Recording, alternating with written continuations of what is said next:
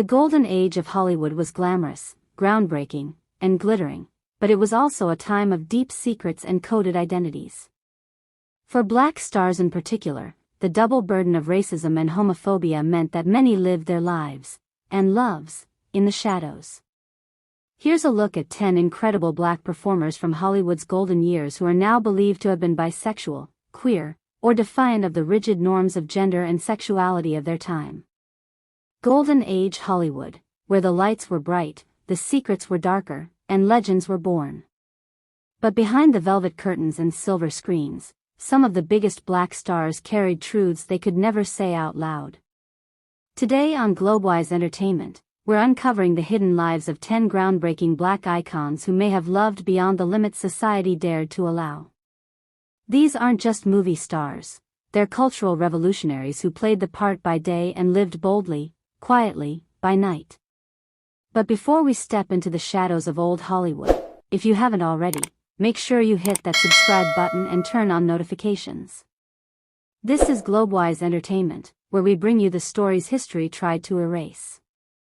Now, let's get into the top 10 secretly bisexual black stars of Golden Age Hollywood. 1. Josephine Baker. The Velvet Room, a bisexual love story of Josephine Baker. Paris, 1931. The night dripped with champagne and secrets. Josephine Baker leaned against the velvet wall of the dimly lit lounge, her silk gown clinging to every curve like it was painted on. The jazz murmured through smoky air, a lazy saxophone dancing between cigarette trails and half-whispered confessions. She had already performed that evening, barefoot, fearless, fierce. The audience was a mix of French elites, foreign royals, and curious artists. But now, she was free. Offstage, Josephine was not a symbol or spectacle. She was a woman of hunger, fire, and deep, complicated love. Across the room, Clara, an actress with ocean eyes and the smile of a woman who had seen too much, met her gaze. Josephine didn't flinch. She never did. She crossed the floor like a flame, each step a promise. "You looked at me like you've read my diary," Josephine whispered, her lips grazing Clara's ear. Clara laughed, low and knowing. "Only the pages you wanted me to see." They disappeared behind the red curtain into the private suite, the Velvet Room, where rules evaporated like perfume. For one night, they were not women living in the margins of fame, race, and rigid expectation. They were two souls, untethered. Bodies intertwined, hearts open, no apologies. And when Josephine kissed her, deep, slow, and real, Clara said, "They'll never believe this happened." Josephine smiled, that infamous glint in her eye. Good. The best stories are the ones they're too afraid to tell. 2. Paul Robeson. The Shadow and the Song, a Paul Robeson story. Harlem, 1939.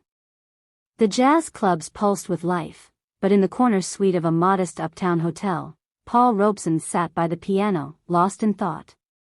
His deep baritone had just filled a packed concert hall with "Ol' Man River," but now the only sound was the soft clink of a whiskey glass on polished wood. A knock at the door broke the silence. He opened it to find Langston, not Hughes, but a fictional composite, a young playwright with bright eyes and 1,000 questions. Paul had met him after a lecture at Columbia.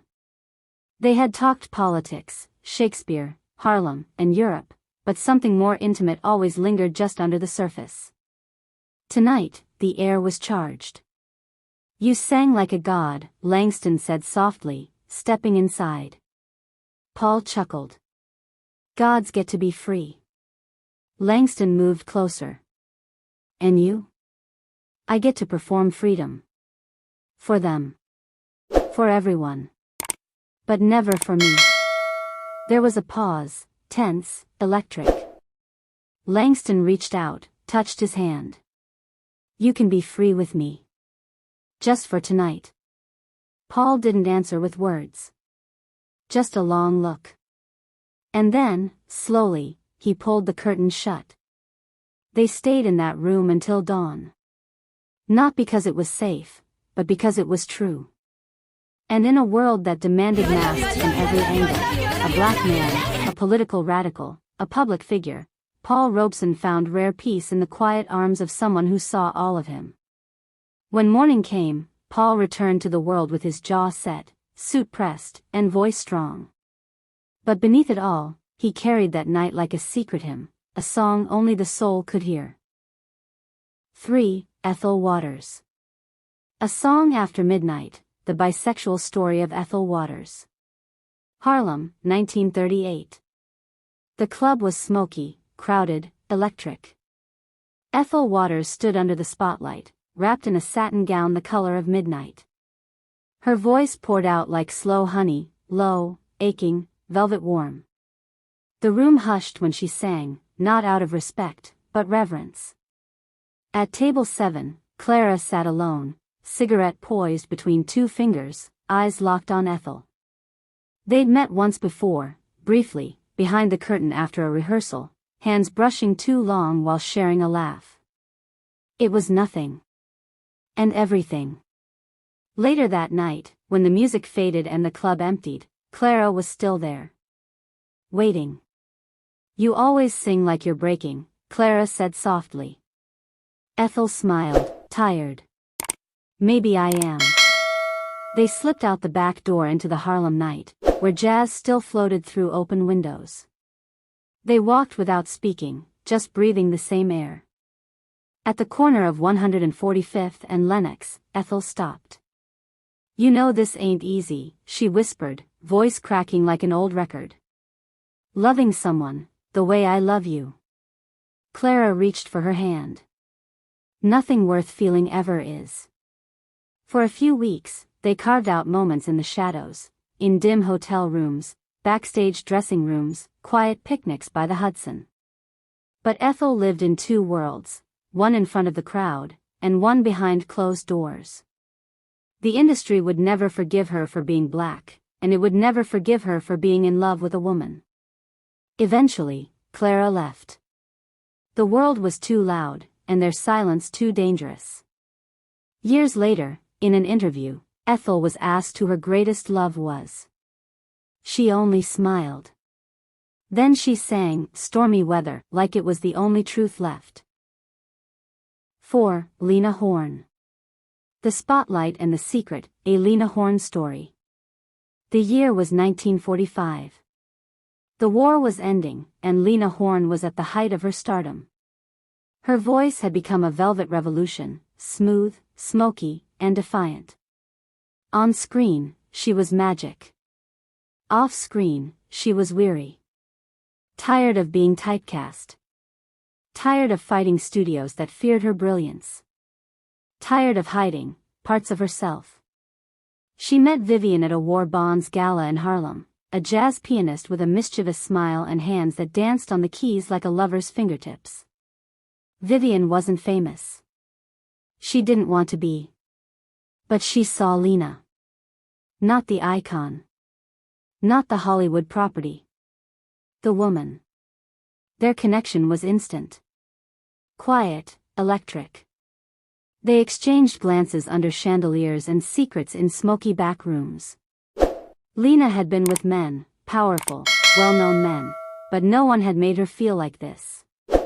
Vivian made her laugh from her belly and cry without shame. She could be fragile with her. Fierce with her. Free. But freedom had a curfew in 1940s America. Especially for a black woman. Especially in Hollywood. Lena kept their love tucked away in private poems and hotel rendezvous. They never held hands in public.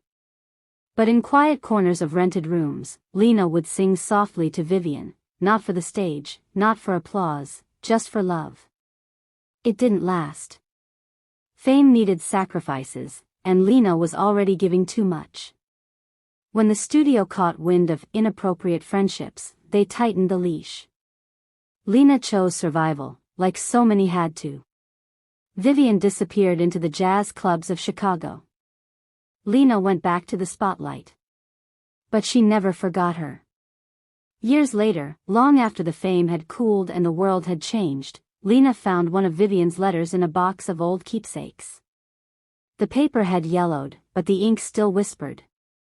"You were never just a star to me, Lena. You were the galaxy." And for a moment, the woman who had always been too much for the world, too black, too bold, too everything, let herself cry for the love she couldn't hold but would never let go. 5. Cab Calloway. Cab's Midnight Melody, a bisexual short story inspired by Cab Calloway.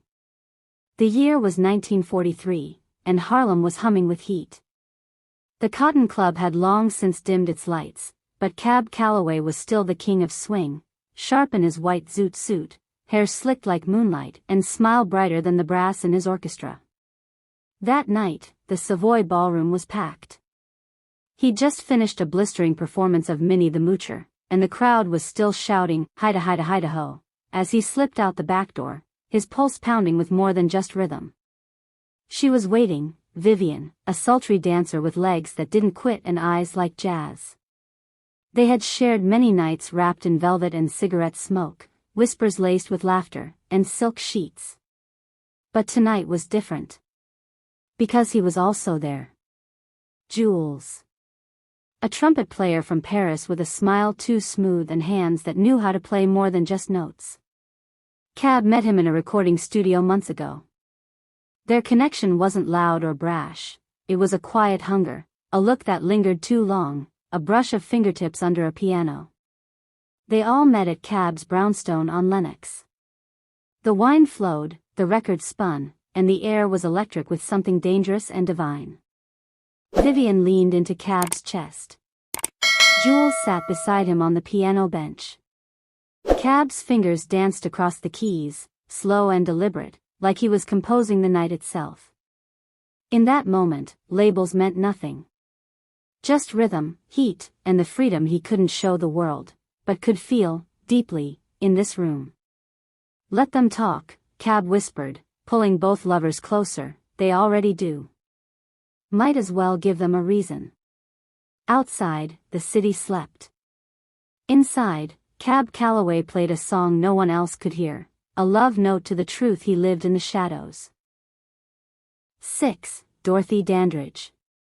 Velvet Shadows, a Dorothy Dandridge story. The year was 1954, and Dorothy Dandridge was at the height of her stardom.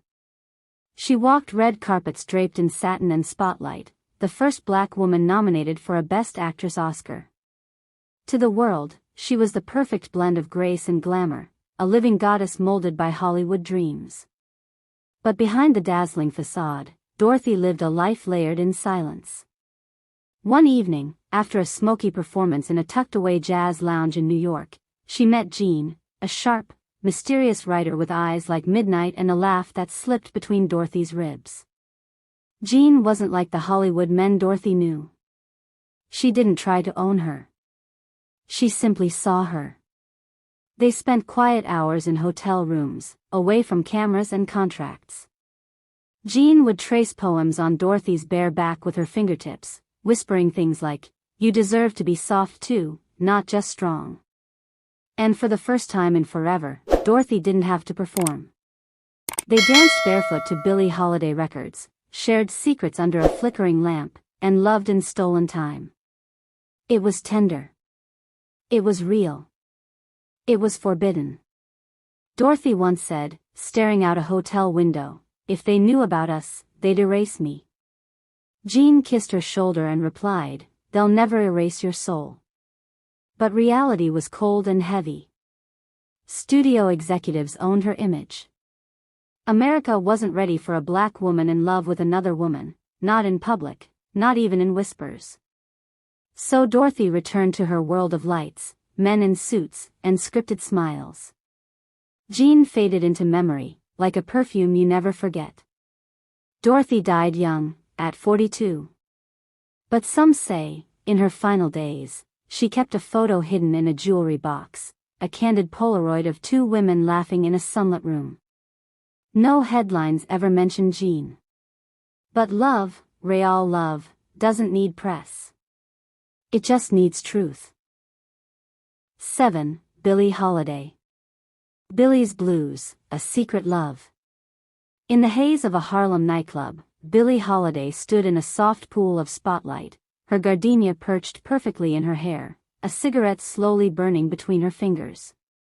Her voice, smoky, wounded, defiant, slipped like silk over the piano keys, holding the room in a trance. Offstage, her life was a storm of passion and pain. Men loved her, and she loved them back, when she could. But the world never knew about Tallulah. Not really. Tallulah Bankhead was fire. White-hot, untamed, and scandalously bold. She'd breeze into Billie's dressing room with gin on her breath and lipstick smudged from kissing trouble. Their connection? Electric. Reckless. Beautiful. And very, very forbidden. Some nights, when the doors were closed and the city hummed beneath them, Billie would sing only for her. Songs of sorrow. Songs of lust. Songs of women who dared to love other women, even if only in stolen moments.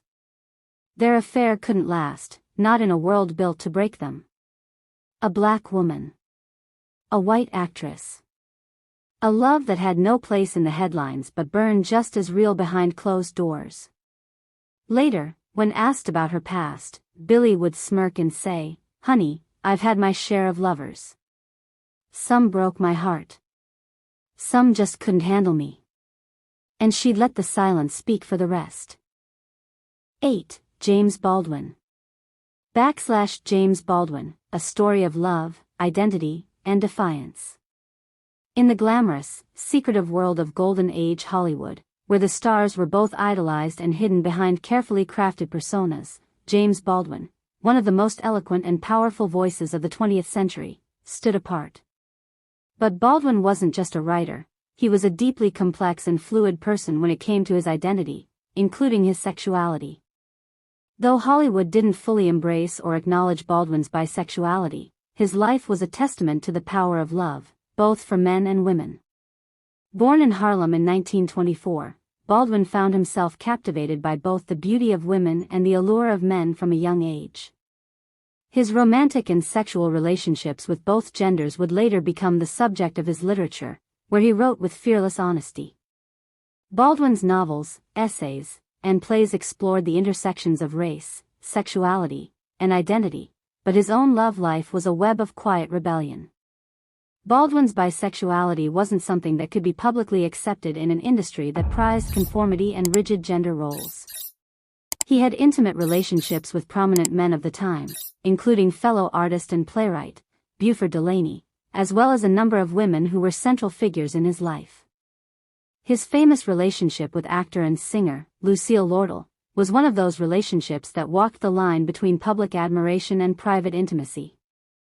Despite the risks involved, Baldwin never hesitated to speak his truth, and his works revealed the depth of his emotional and sexual experiences. His bisexuality wasn't a secret for those close to him, it was something Baldwin held with quiet dignity and defiance. Even in the heart of Hollywood, where secrets ran deep, Baldwin's defiance of labels resonated louder than any fear of rejection. James Baldwin's life was about more than just breaking barriers in writing. It was about breaking free from the societal constraints of his time. Though Hollywood never fully acknowledged his bisexuality, Baldwin made sure the world knew that love, like art, didn't fit into neat boxes. His works continue to inspire, reminding us that the most powerful stories are often the ones hidden in plain sight. In a world obsessed with appearances, Baldwin's defiance of norms and unapologetic embrace of both his black identity and bisexuality made him a revolutionary. Even as the Hollywood elite tried to bury their true selves, Baldwin thrived as an icon of intellectual, emotional, and sexual freedom. 9. Nina Mae McKinney. The Secret Life of Nina Mae McKinney, a tale of bisexuality in Hollywood's golden age. Nina Mae McKinney was a trailblazer in the early days of Hollywood. As one of the first African American actresses to gain international fame, she captivated audiences with her beauty, grace, and undeniable talent. Born in 1912, McKinney rose to fame with her role in the 1929 film Hallelujah, which made her the first black woman to appear in a leading role in a sound film.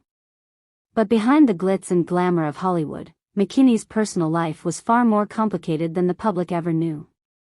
In a time when Hollywood was strict about keeping personal lives private, especially when it came to race and sexuality, Nina Mae McKinney was forced to navigate a maze of secrecy. She was often seen with a string of men, but whispers around Hollywood hinted at her relationships with women, too. There were rumors of passionate liaisons with actresses and fellow entertainers in the underground circles of the jazz scene, where the freedom to explore one's identity was a little less restricted. Her love for both men and women was often kept hidden, and during an era when being openly bisexual could destroy careers, Nina Mae had no choice but to live behind closed doors. Yet, in her private moments, she did not conform to the expectations that Hollywood tried to impose upon her. McKinney didn't just exist within the box society tried to put her in, she tore down its walls in her own quiet way.